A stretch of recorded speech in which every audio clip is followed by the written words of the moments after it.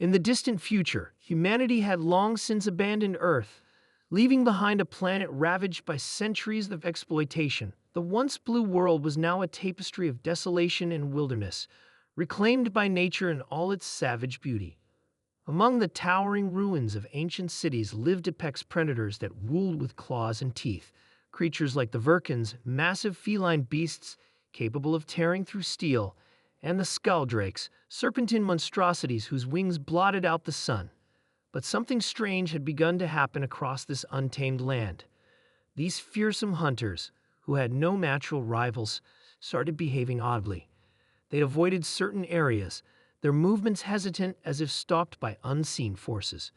Whispers spread among the scattered tribes of survivors still clinging to life on Earth. The apex predators feared humans, but not because of weapons or technology. It was said they feared stories.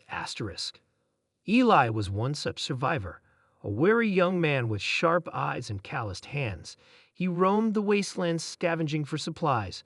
He wasn't afraid of much, not even the Virkans, whose growls could freeze blood. But there were places he avoided. One such place was the Old City, an overgrown ruin where stories claimed the fiercest predators refused to tread. Eli didn't believe in superstitions, but when his dwindling food supply forced him toward the city's crumbling gates, unease prickled at the edges of his mind. The air inside the old city was heavy with decay and silence. Eli moved cautiously, his boots crunching against shards of glass and rusted metal. As he explored deeper, he noticed something peculiar. The bones littering the streets belonged only to animals. There were no human remains here. That alone should have been comforting, yet it made Eli's skin crawl. What happened to the people? And why did every shadow seem to whisper? He found answers, or perhaps more questions, in a crumbling library. Its walls sagged under vines, and sunlight streamed through shattered windows, illuminating rows of dusty books. Eli wasn't much of a reader. Most knowledge these days came from oral tradition or salvage tech. But curiosity drove him to flip open a leather-bound tome, left untouched on a desk. Inside, he discovered tales unlike anything he'd ever heard. Stories of humans conquering mountains taller than clouds, sailing oceans without end, and venturing into the stars themselves. Tales of wars fought with fire and thunder, machines that thought like living beings, and inventions so powerful they reshaped worlds. Eli couldn't comprehend half of what he read, but the words painted vivid images in his mind. Humanity hadn't always been weak and scattered. It had once stood atop creation, unmatched in ingenuity and ambition. And then he saw the illustrations. Crude sketches depicted humans battling colossal beasts, wielding tools and weapons far beyond anything Eli had ever seen. In one picture, a group of warriors surrounded a monstrous creature resembling a Virkin, driving spears into its chest while others chanted nearby. The narrations, the caption read, "Rituals to bind the spirit." A chill ran down Eli's spine. Could it be true? Had humans once wielded power strong enough to cow even the mightiest creatures? If so, what happened to them? Why had they fallen? Unbeknownst to Eli, his presence in the library hadn't gone unnoticed. Outside, a pair of glowing green eyes watched from the shadows. A Virkin crouched low, muscles coiled like springs. Normally, it would have pounced already, savoring the thrill of the hunt. But tonight, hesitation gripped it. Something about this human felt wrong, dangerous. For reasons unknown to itself, the Virkin remembered fragments of dreams older than memory. Dreams filled with roaring flames, piercing screams, and figures clad in shining armor. Figures who spoke in voices like thunder and carried devices that spat death. Instinct screamed at the predator to flee, but hunger gnawed relentlessly. Hunger won. With a snarl, the Virkin lunged into the library, shattering a window as it entered. Eli spun around, heart pounding. His hand instinctively reached for the knife strapped to his belt, though he knew it wouldn't save him. The beast towered over him, jaws dripping saliva, eyes burning with primal fury. But instead of attacking, the Virkin paused. Its gaze locked onto the book in Eli's hands, the same image of humans slaying a Virkin ancestor glaring defiantly back. For several tense moments, neither moved. Then, slowly, Eli raised the book higher, holding it like a shield. "You see this?" he said, voice trembling but firm. "This is us. We're not afraid of you." The Verkin recoiled as if struck, let out a low growl before turning tail and disappearing into the darkness.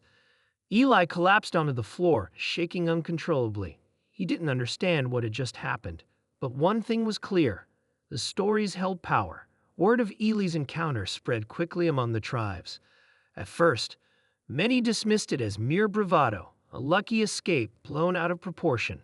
But others listened closely, especially those who remembered fragments of old legends themselves.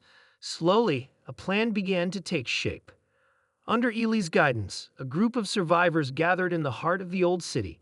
Armed with scraps of knowledge gleaned from forgotten texts, they crafted crude replicas of ancient tools, spears tipped with sharpened metal, torches fueled by oil, and drums made from animal hides. Most importantly, they rehearsed the stories.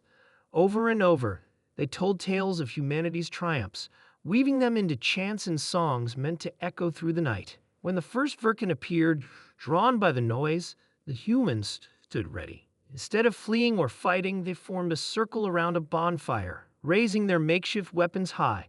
One by one, they recited the stories, their voices rising in unison until the very ground seemed to tremble. The Verkin hesitated, confusion warring with instinct. Memories stirred within it, fragmented and chaotic. Memories of defeat, of being hunted rather than hunting. It backed away, ears flattened, before vanishing into the shadows. Night after night, the ritual continued. More predators approached, lured by curiosity or hunger, only to retreat in fear. Some fled immediately. Others lingered longer, as if trying to piece together the truth behind the tales. None dared attack. As weeks turned into months, the humans grew bolder.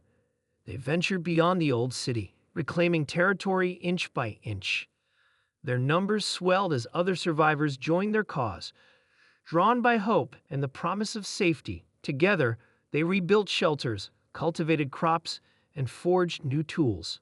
Slowly, painfully, civilization began to stir again. Yet Eli remained haunted.